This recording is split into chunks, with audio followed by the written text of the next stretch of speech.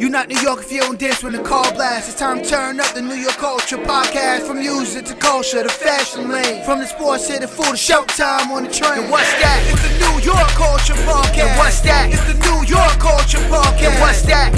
New York Culture Podcast. And what's that? It's the New York Culture Podcast. Welcome back to NY Culture Podcast with your girl Andrea Maria. It's been a long time, but I'm excited to tell you all that I have a new co-host named YALA. Would you like to introduce yourself? Yeah, what's good, y'all? It's YALA, kicking it here with Andrea.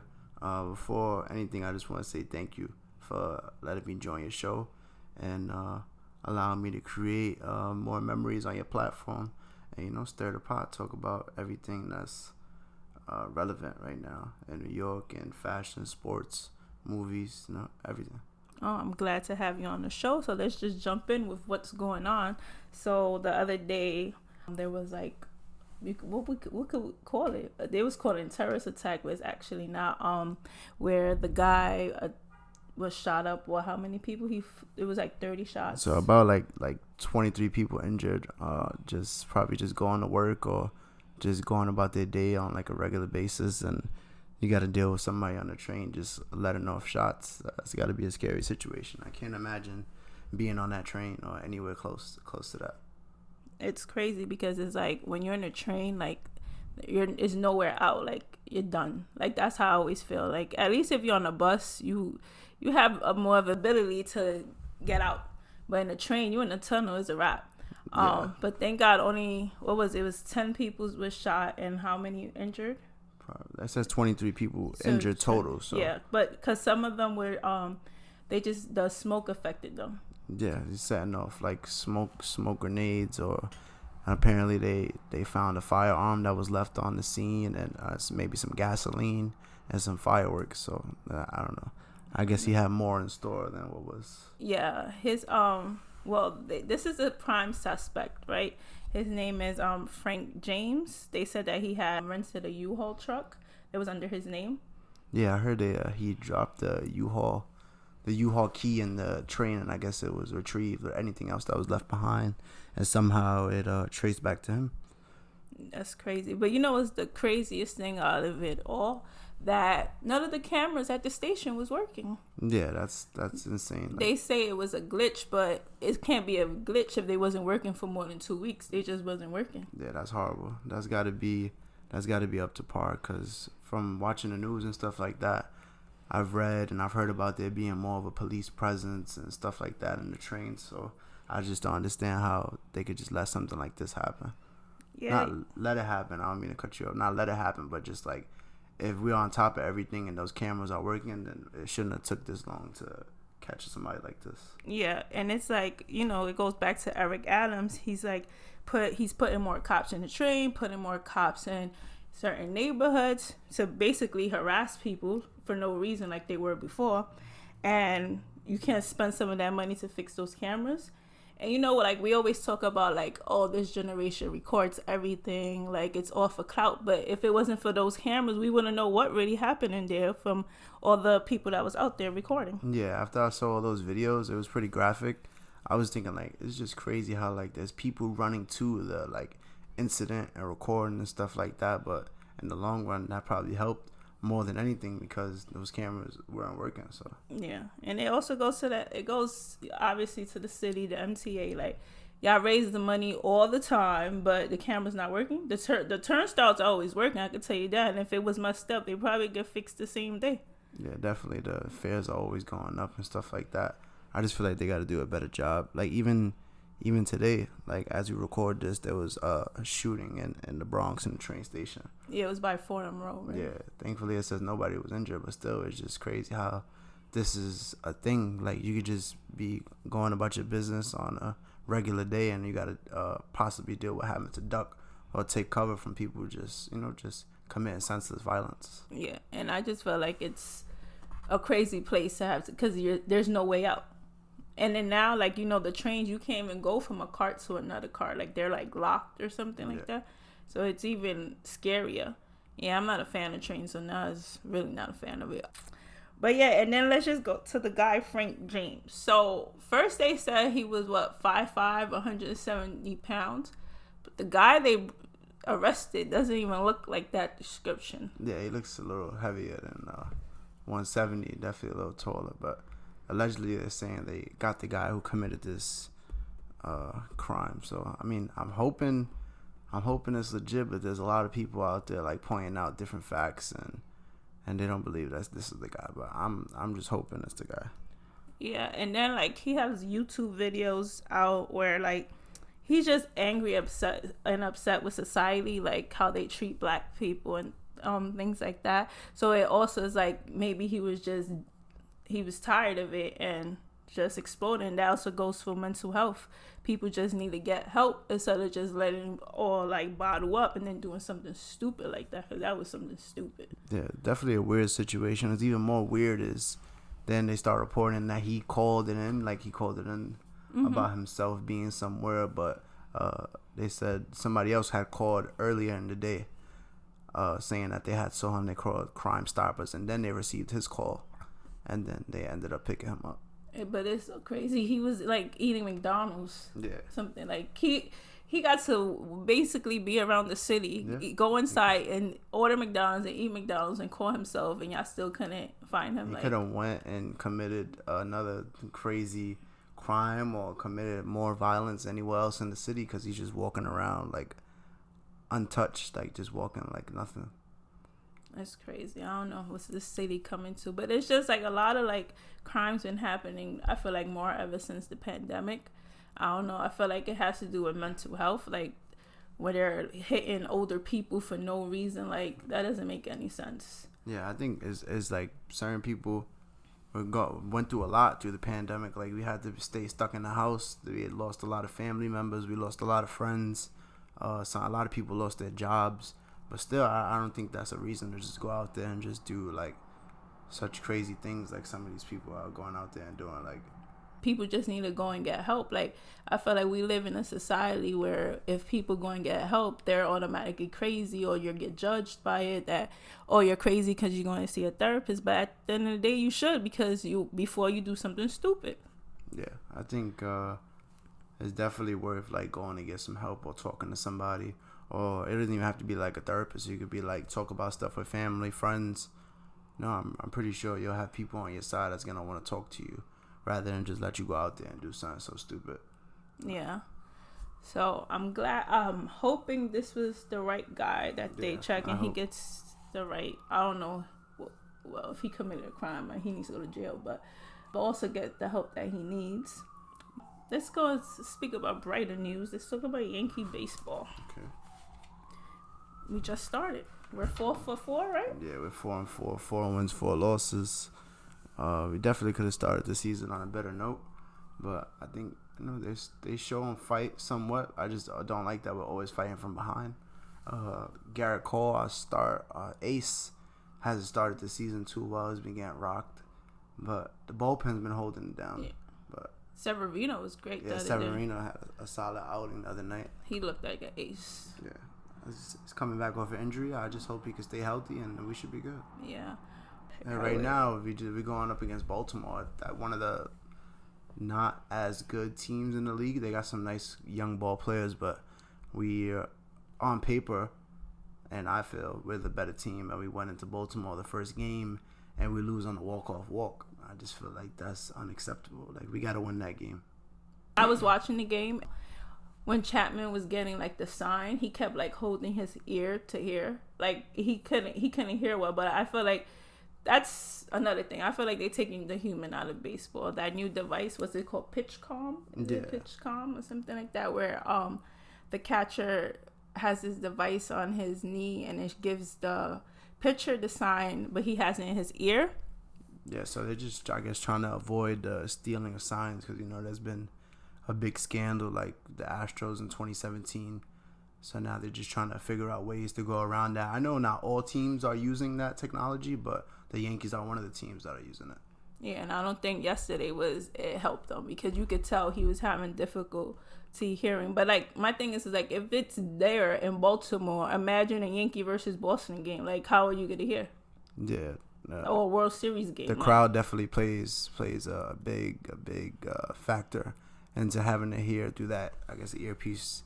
And it's just crazy that you even got to do that. You can't just go out there and play ball. You got to go and tap buttons on your wrist to relay the signs from the catcher to the pitcher. It's just crazy to think like you got to worry about stuff like that.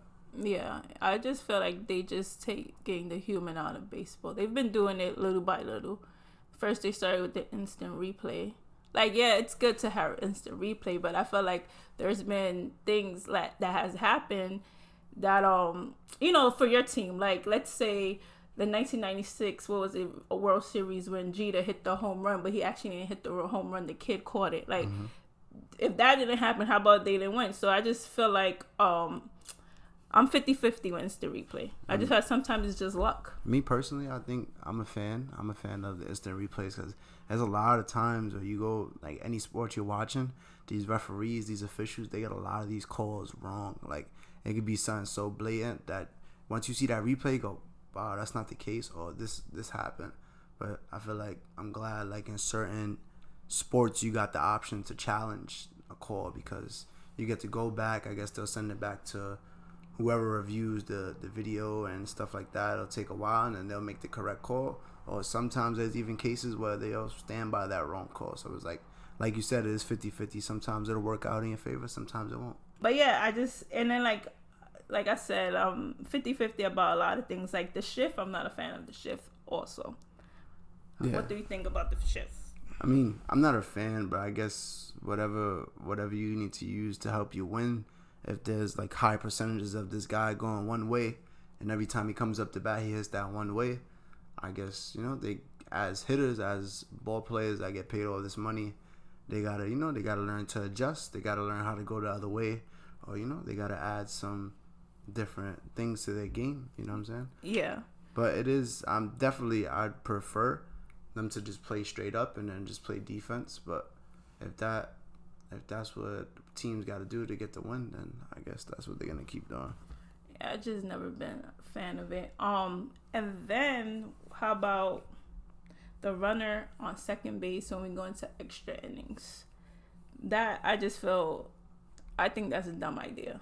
Yeah, I don't like the idea, right? But let's say you in a situation where your team is in extras and you go up and then you start with a runner on second, like, yeah, it benefits you, but when it's the other way around, you're not really like that much of a fan. I think baseball could do without it though. Like, these guys are good enough to go out there and put the ball in play and drive in a run to take the lead or win the game. So I think baseball would be better off without it. I feel like we've been doing it for years that way, like it's part of baseball, but now y'all want to do this, and I just feel like it takes the fun out of it. Yeah. Like, you're cheating. To me, it's cheating at the end of the day. On the other hand, I know we're Yankee fans, but the Mets not doing too bad. They're starting the season 6-3.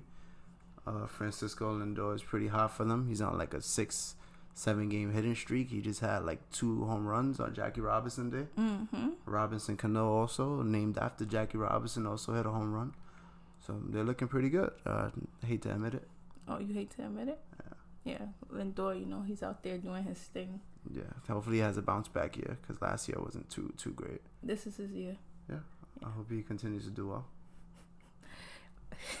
Let's talk about Judge declining the offer, the $230, right, over 7 seasons. Yeah, so apparently they said they were gonna come to a agreement on a contract extension by opening day. So then opening day came, and then we got these reports. There was a contract offered, and then days later they said that he declined the contract. So what I read was, there's no deal prior to the deadline, and the Yankees offered over like $200 million. That's a lot of money. Yeah, I heard it was $230 million over 7 seasons, but Judge wants 9 years. Yeah. Yeah, but he's 31 years old. He'll be 31 years old when that happens, when the contract comes in effect, and that's a lot. So it means until he's 40. Yeah, so he's damn near gonna be 40, and there's no signs saying like he's still gonna be raking at that age or something like that. So I think there's a lot of pressure on him this season to produce a lot for the team because he's under like a lot of scrutiny. Because now it's like, all right, you want all this money. Now, if you go have out to there show and your you worth. you go out there, you underperform, then it's like, damn. But I think he should stay with the Yankees. I'm hoping the Yankees figure something out. I would hate to see him leave, but if it does happen and he does leave, it's next man up. You can't really do much about that. But I just feel like if anybody offers him 9 years, they're dumb. Like, yeah, we love Judge, but it's like, can he stay healthy? Yeah. That's the main question, is can he stay healthy? And he's 31 years old. It's not like this is his time. You got me? Like, this is the first time he has to go through it, but he's already 31. Like, usually players go through this at a younger age, like Francisco Lindor, where he got that deal when he was like 24. Mm-hmm. So it's just different. And another thing, I just feel like it's not the same anymore. Like, before, players wanted just to rock out with their team and be loyal for that team. There's no Jeters anymore in the game. So if he wants to go, he could go. Yeah. And then it also is like, if he's an MVP this year, of course, if the Yankees want him, they're going to have to put up the money. But if he's injured, Judge, they probably get a discount because nobody's going to want that. He should already have an MVP if it wasn't for, the 2017 season where, they got cheated out of the World Series and my man didn't get the MVP. But that's another story. That's another story. But anyway, back to that. I just feel like this reminds me of Robinson Cano when Cano left the Yankees, where they offered him, what was it, $240 million. Oh no, Seattle offered him $240 million over 10 years, and the Yankees offered him $175 million over 7 years. Meanwhile, he was going to make $1 million more with the Yankees just last year's, but I guess he wanted because he was also 31. Actually, he was also 31. Yeah, Cano ended up taking a 10-year, $240 million. Yeah. Well, Seattle for 10 years, that was the contract. He didn't even stay there for more than 2-3 years. But that's my thing. Like, all right, there's probably be someone that's gonna offer that, but is that the right team for you? Because there was no one protecting him on that lineup. Cano's numbers was never the same. Probably in 2016, where he hit 39 home runs, was only his best season after leaving the Yankees. Yeah. So the Yankees' top offer was $175 million over 7 years. So. Yeah. He was literally getting $1 million more a year, 25 a year.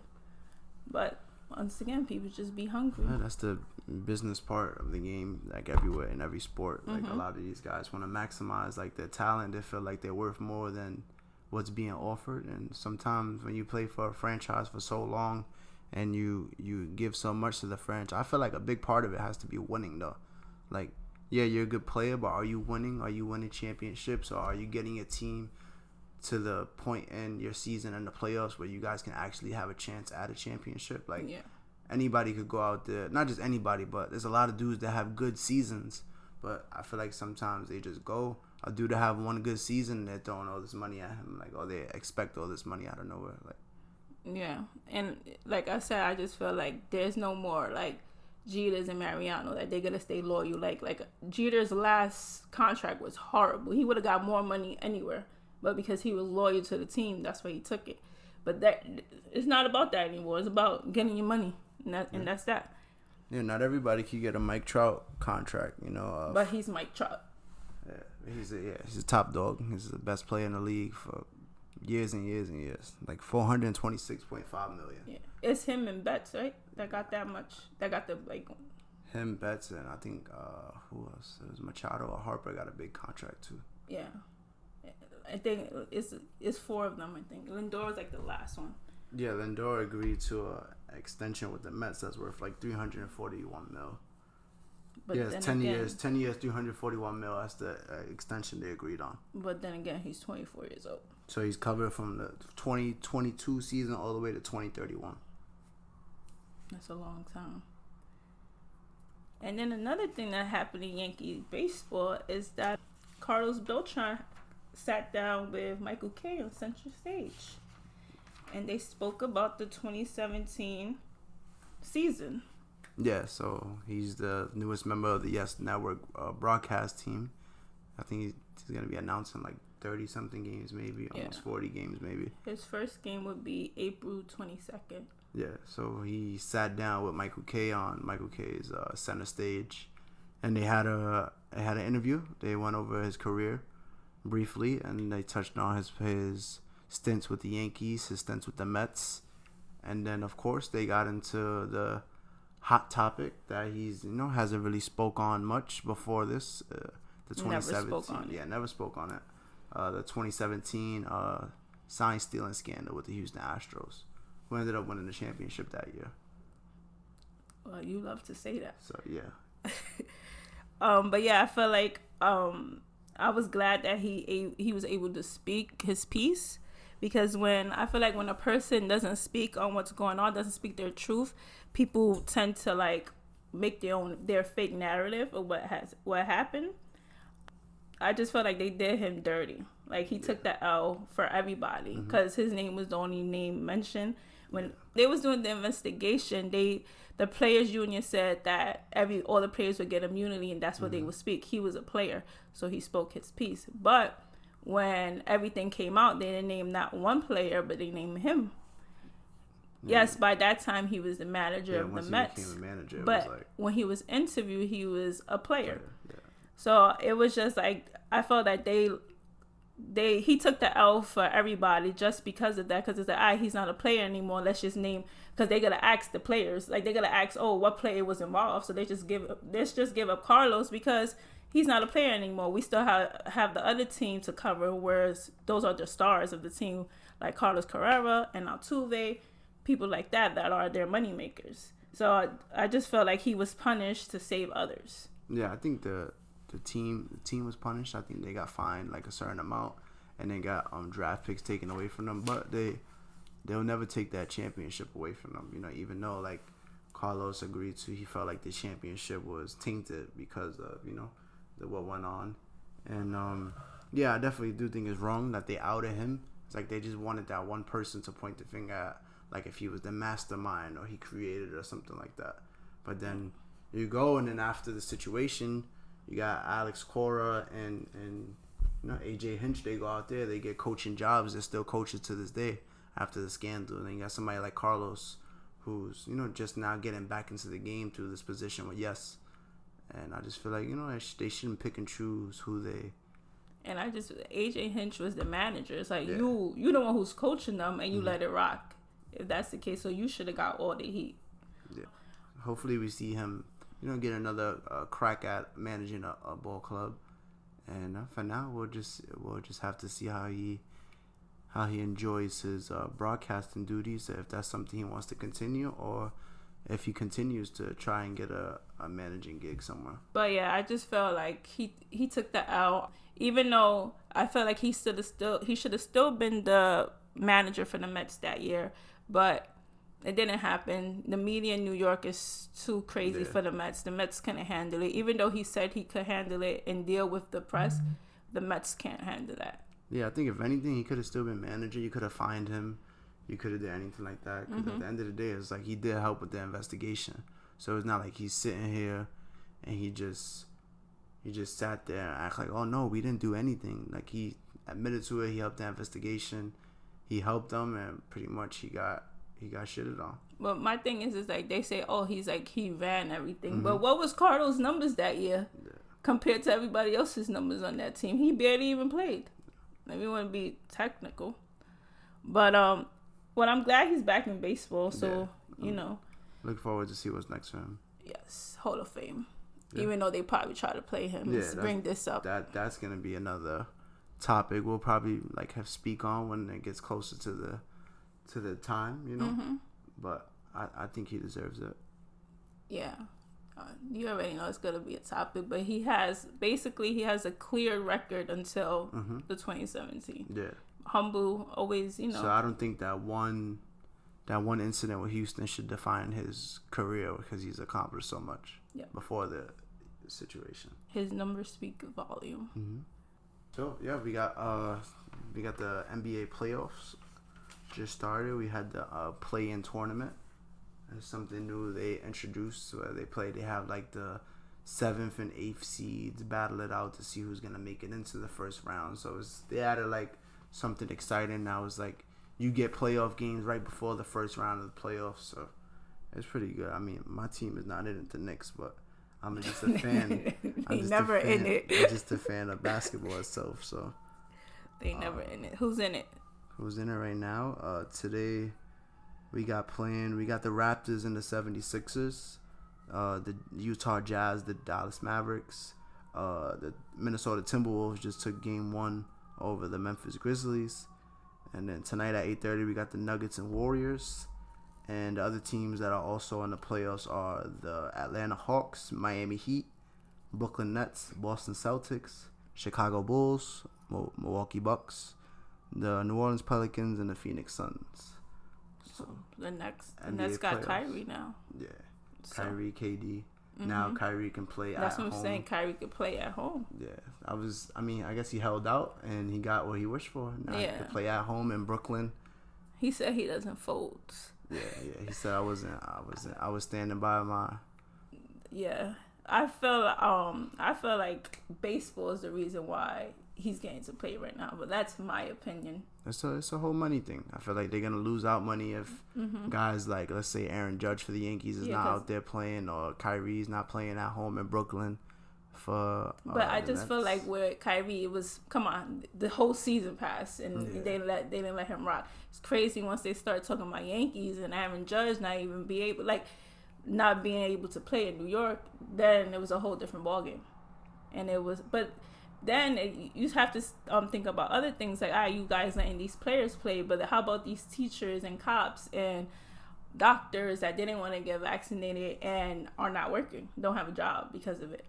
Like, it's just like a double standard, I feel. Yeah, I knew they were gonna at some point they were gonna lighten up on restriction or somehow cater to the athletes, because that's like the city's money makers, you know. So I kind of saw it coming. Eric Adams is just a clown to me. Yeah, that's my opinion. That's it. Oh, actually, he is a clown because he tested positive for COVID, but the day before he was at a nursing home without a mask on. Wow. So he's a clown to me in many ways. Just like with the whole thing with the guy shooting up the train. If we had cameras and him, instead of spending money on cops just standing around places, we probably would have had better answers. Yeah, we got to do better. Answers. We got to do better in New York. Oh, he said he's not going to show his tax returns. Every mayor has done it since Dinkins, by the way. Oh. Yeah, I don't know why he has to hide. Hot topic. What has it been, like a week, 2 weeks? It's been like 2 or 3 weeks, right? Maybe 3 weeks, but I feel like it just happened because people are still talking about it to this day.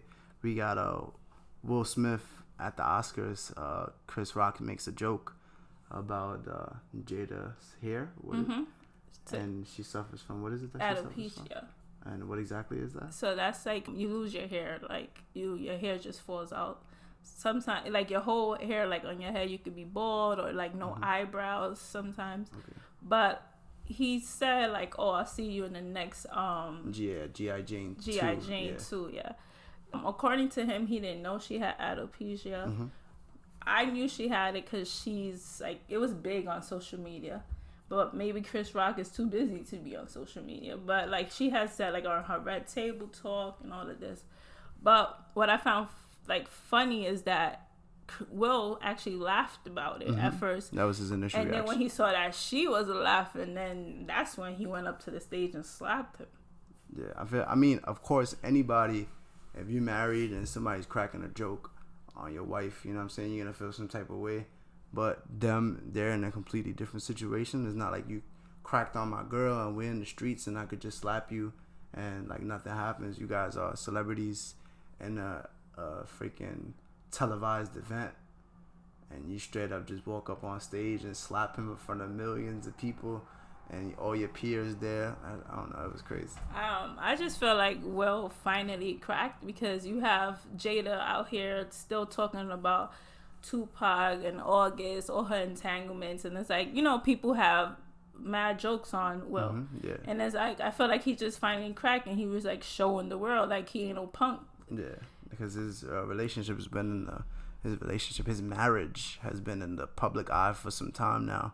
And then you know, they go and talk about it, or Jada goes to talk about it on her Red Table Talk, and then it becomes a whole thing, and then the media takes it and blows it up more than what it is. And you know, I'm pretty sure Will was tired of of the nonsense, the media, the people on social media. Like you can imagine, like, all these people on social media, they got no respect. Like, they're just gonna talk mad crap under your post or under your wife's post, or people see you in public. They feel like it's okay to, yell stuff at you, like crazy stuff, and joke about situations. So I guess he took this as, you know what, I ain't letting this one rock. Like, Yeah. He felt at that moment like he had to do something to honor his wife. But I feel like the irony in that is that she hasn't honored him at all. She has embarrassed him, actually, in these last couple of years. But like I said, I just feel like he finally cracked, and it's whack because he has like worked so hard to be this person. Like, Will Smith do everything right, perfect, to just lose it all in one night. Yeah, in a way, I respect him defending his wife, but I saw they were also at the same after party after the event, but that's maybe even like a case where you could see a dude at the after party pull him to the side, because I'm not sure if they're friends. I know they're peers and stuff like that. I'm not sure like how their relationship is, so maybe he could have pulled him to the side, hollered at him real quick, and then maybe they could have spoke it out. I'm pretty sure Chris Rock probably would have apologized, but you gotta look at it as he's a comedian, he's up there, he's doing his job.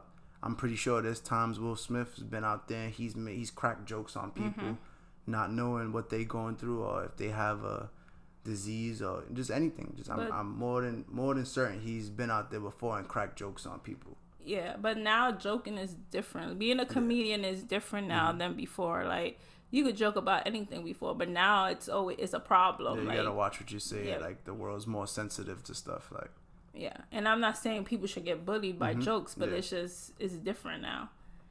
And I just felt he ruined his night. Like, it was his biggest night of his career because he's never won an Oscar, and he should have won many Oscars before he won to be for real. And it's being outshined by this, but I just felt like he was overwhelmed with pressure. I think it's definitely now it's like a black cloud over his name right now, because now there's reports coming out saying that there's been like films that are on pause now due to the situation. Like, I may have been a Bad Boys, like the next Bad one. Boy 4, yeah. Yeah, the next installment of the Bad Boys franchise. Yes, Bad Boys 4. And then apparently Netflix had a project with him that they put on pause also. Yeah, that's whack. But I feel like later on, like, all of that's gonna come back. Yeah, he's banned from the Oscars for the next 10 years. Who cares? That's a long time. It took him how long to win one, so it doesn't even matter if you want to be technical.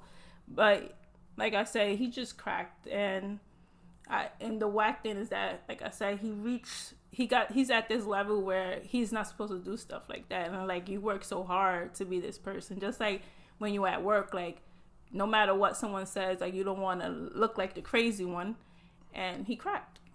Yeah, that was so. I think, he definitely could have handled that better.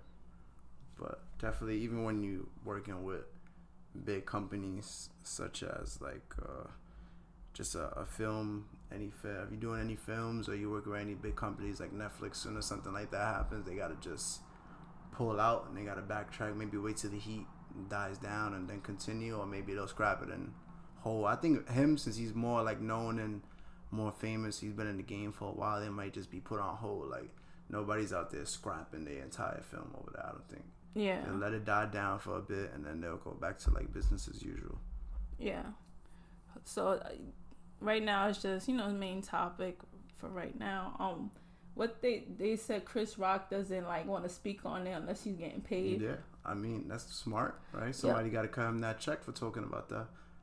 He deserves an Oscar for getting slapped and not doing anything. Yeah, how about that? Just standing there and just taking that slap and still be able to keep it professional and continue with the show. Yeah, he was a little frazzled, and they say like when he got off the stage, he was like, "Oh, I just got slapped by Muhammad Ali, and I didn't get a scratch." Like, he still was able to joke about it, but there's people that could joke about things when they're not happy, or so he used that his defense mechanism. We spoke on Netflix pausing something, and it works with Will Smith. How about your girl YALA? She got a documentary coming out on Netflix called Halftime. Oh, I'm hype about that. Like, I feel like people can finally see her in another light. Like, I'm always out here, I feel like, defending her, so now I won't. Like, I'll just be like, oh, go and watch Netflix. Yeah. Also, she got engaged with Ben Affleck. Yeah, that's right. She got a green ring, a green diamond, $10 million. Yeah, my mom's a big fan of J-Lo, so growing up, like, she's always been, like, big on the music, anything J-Lo, music, movies, like cosmetics, anything J-Lo, she's always been a big J-Lo supporter. So the documentary comes out June 14th on Netflix. Yep. Look for it. I mean, I'll give it a watch. It should be cool. I feel like it's gonna be dope, and especially like if you're someone from New York, and I just feel like she's self-made and from New York, and never forgets that she's from New York. Everyone should tune in and then become J-Lo fans. But yeah, I'm just saying Ben Affleck first gave her a pink ring right back in the day, and when I heard they got engaged, I was like, oh, I wonder what kind of ring he got her, and he surprised me. He got her a green diamond, $10 million. So speaking of documentaries, though, like they're already talking about they're dropping a documentary titled "The Captain" in 2022. Oh, it's a new 6-part series that'll profile former Yankee star Derek Jeter, and I'm pretty sure they'll touch on all the runs to the World Series and all his accomplishments and stuff like that. That I'm really looking forward to. Yeah, that's gonna be a good one. Definitely. I think that documentary is gonna have the highest ratings. Yeah, that needs to drop. I will buy that and own it on DVD in a heartbeat. Definitely. The Captain. Because Jeter's the man. Oh yeah, we know that. Maybe not in like the front offices and stuff like that, but as a player, he was the man. Not at the front office. Yeah. Well, why is that? I think he stepped down with the Marlins. Yeah, he did. So now I don't know. He hasn't really like made any noise. Even though now the Marlins are pretty good, they got a nice young team. But I don't feel like he really did anything notable. I felt when he wanted to start from scratch, and that's why he got rid of John Carlos and all of that. He was trying to, create a 1996 World Series. 1996 Yankees. They had a lot of good talent. The Marlins. They had Giancarlo Stanton. They had Christian Yelich. They had Marcelo Ozuna. They had JT Realmuto. They got rid of D. Gordon. They got rid of everybody. So. He cleaned house, and that's why I thought he was trying to start fresh, but I guess he didn't want to finish. Well, the season just started. Let's see what the Yankees do for the rest of the season. Hopefully the Mets continue to do well. And the Yankees need to get it together. Yeah, I think they'll be able to turn around. At least I hope. They won 2 out of 3 with Boston. Yeah, and Giancarlo Stanton continued his hot streak against Boston. It's like 6 games in a row he's hitting a home run against them. So, I mean, I wish he played against the Red Sox every day. Tonight they played Baltimore tonight. Yeah, game 2 against Baltimore. Coming off that upsetting loss of the walk-off walk. That's horrible. You should never lose like that. Yeah, so they just started right now, Yankees Orioles. So I guess the next show will give you an update on what happened on that show. But before we wrap up, we didn't get to hit a little bit of WrestleMania. Oh yeah, that's right. So WrestleMania, we had Stone Cold come. We had Triple H retire. Yeah. We had Undertaker being in the Hall of Fame. Yeah, so it's been inducted to the Hall of Fame. It's been a while. It's April 2nd, April 3rd. They had a 2-night WrestleMania event. And then prior to the WrestleMania 2-night events, there was the Hall of Fame, where names such as Vader, the Steiner brothers, Rick Steiner and Scott Steiner, were inducted into the Hall of Fame. Shad Gaspard was given the Ultimate Warrior Award, because he didn't. This is not why he got the award, but he was a former employee for WWE. And he saved his son, who was drowning at the beach. The waves were drifting away and taking him, and he was able to save him by sacrificing himself, and he passed. So they went and they gave his family the award on his behalf. Okay. Is the Ultimate Warrior award like the Roberto Clemente award, or? So the Ultimate Warrior award is pretty much they give it to people who they feel like an individual that shows a lot of strength and perseverance, and somebody who lives their life with courage, and anything that embodies the spirit of like Ultimate Warrior. Oh, like, okay, you know? got it. Like just do something with passion and stuff like that. But yeah, so sorry to bring it back to baseball because we took the Roberto Clemente. So now every player who has won the Roberto Clemente Award can wear the number 21 on their hat or on their helmet, and I think that's cool because they say a lot of players see that award like as something like the MVP, like it's important to them. A lot of people who like give back get that award. Like Carlos Beltran has got it, CC has got it, Rizzo, right? Got it. Who else? So now I feel like Roberto Clemente gets recognized more in baseball. Like, you know, like just like Jackie Robinson is. Like we have a whole Jackie Robinson Day. We don't have a Roberto Clemente everybody Day. wears number 42 on Jackie Robinson Day. Yeah, and I always say like, yeah, Jackie Robinson, he broke barriers. But Roberto also did too. He broke the language barrier. Yeah. And I feel like he deserves respect also. But, you know, we're getting better. But back to wrestling.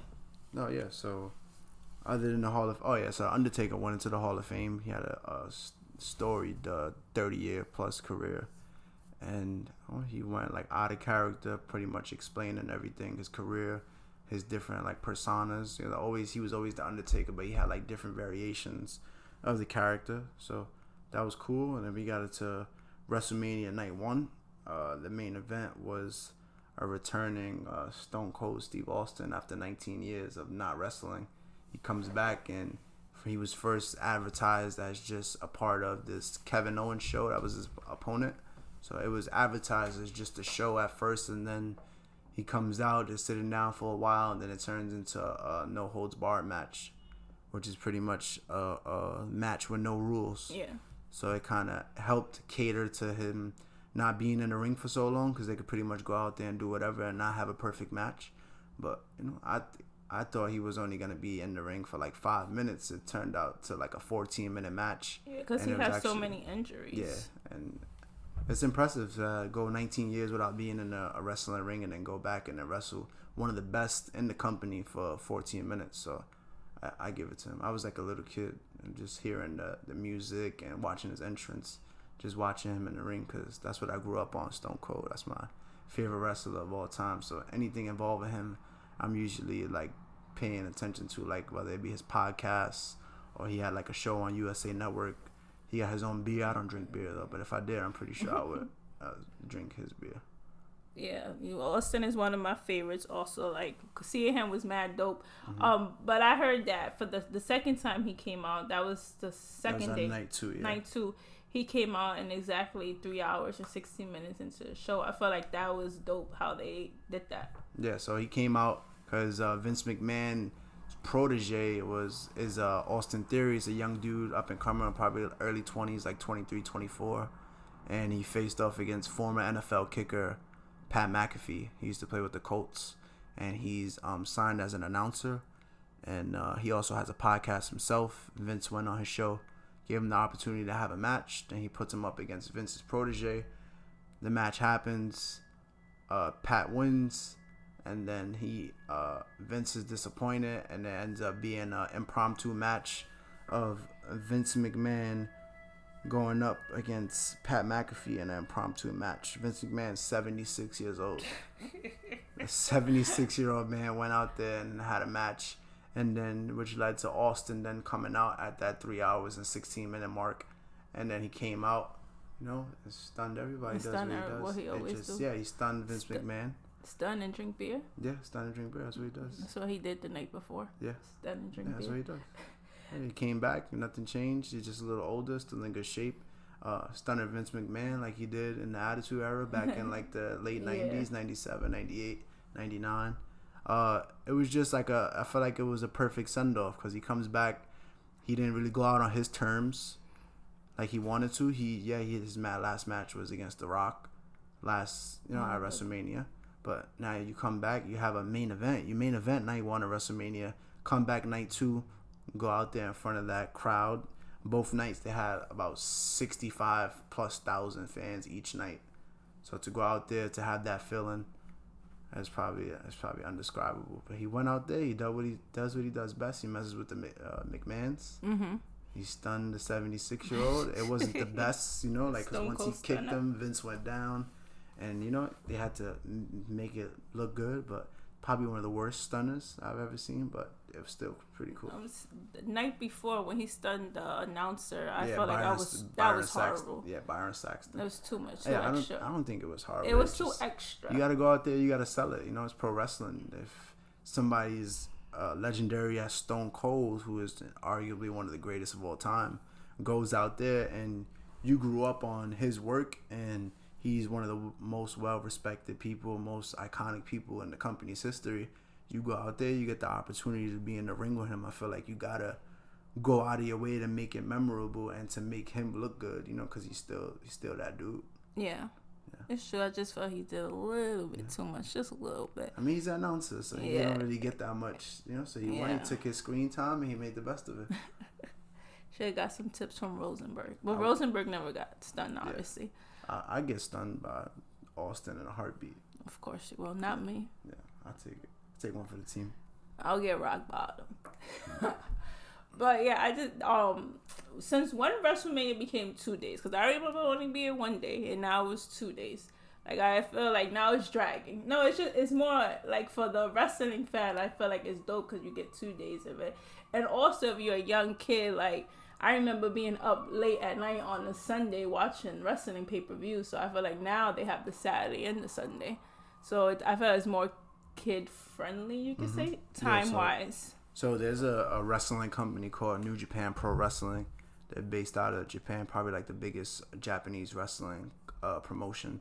They have a show called Wrestle Kingdom. That's like their version of WrestleMania, and it's usually on January 4th.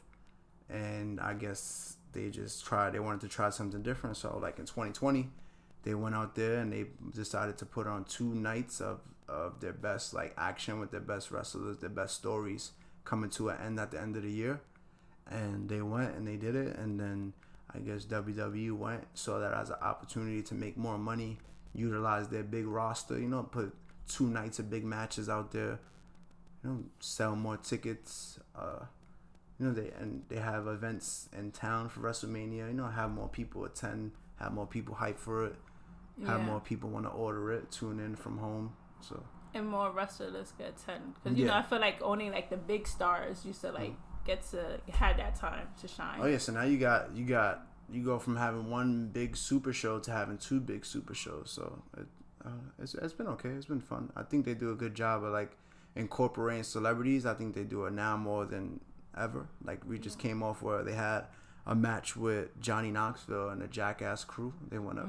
Johnny Knoxville went up against Sami Zayn, and then there was a whole bunch of shenanigans with the Jackass crew, like Wee Man and stuff like that. Chris Pontius, they went in there. Knoxville ended up winning the match, which I know not a lot of like diehard wrestling fans are too happy about, because they feel like some people don't like when like wrestling is made out to be looked at as a joke. I feel like they just there, they promoting their movie. It's not like Johnny Knoxville is gonna stay in wrestling forever. So I feel like it was a cool moment. It brings a lot of mainstream media attention to it. Like even with the tag match with Logan Paul and Miz versus Rey Mysterio and his son Dominic Mysterio. That's another mainstream media attention grabber, because Logan Paul came off his exhibition match with Floyd Mayweather. Yeah, his brother Jake is big in the boxing world and stuff like that. So they're, like them or not, they're 2 of the hotter commodities in the entertainment world right now. Whether it be YouTube, boxing.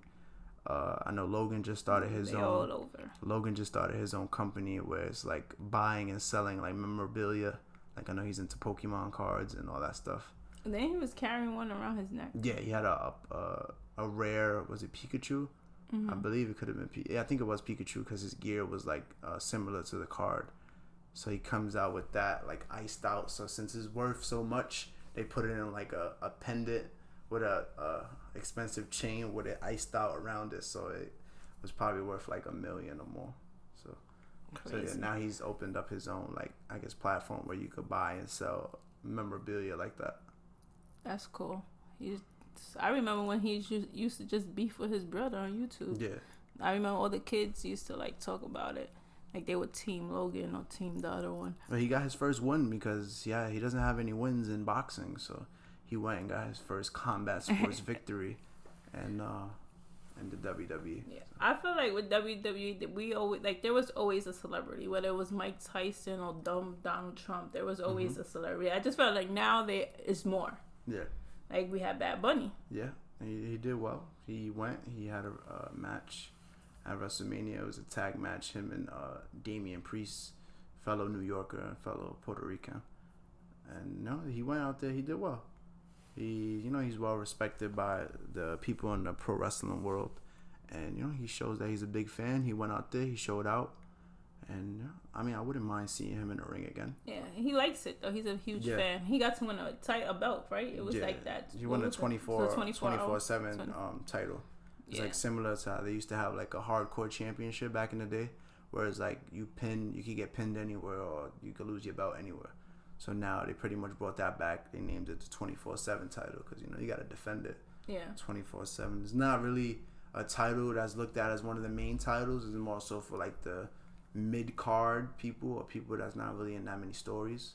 So it's just like an ongoing thing. Like sometimes it's a lot of comedy, or it's not really. I don't feel like it's taken too serious. Yeah. Yeah, it's cool. It's like it's as long as there's a referee around, right? You can just fight. Rosenberg had that one also. Yeah. But yeah, I just WrestleMania was good. It's always great, but this year I liked it because I didn't like it. It was like bittersweet because I got to see like the end of my era where you had Undertaker being inducted to the Hall of Fame, Triple H retiring, and Stone Cold coming back. Yeah, so for one night, two nights actually. If you're a huge wrestling fan, you came up in the Attitude Era. You got Undertaker done. You got Shawn Michaels done, Stone Cold done, The Rock done, Triple H is done.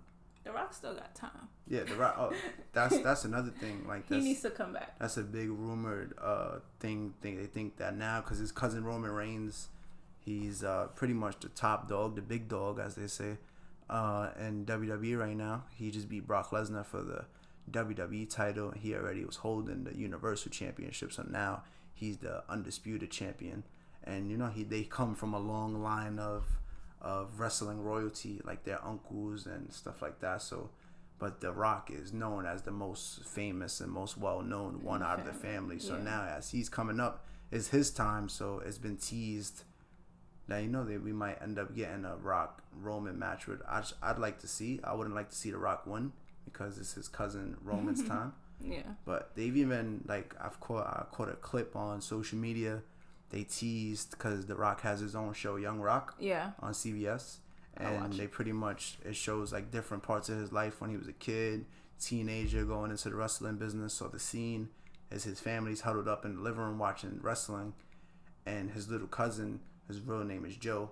He goes around The Rock, and he's like, "Oh, I want to have a match with you one day."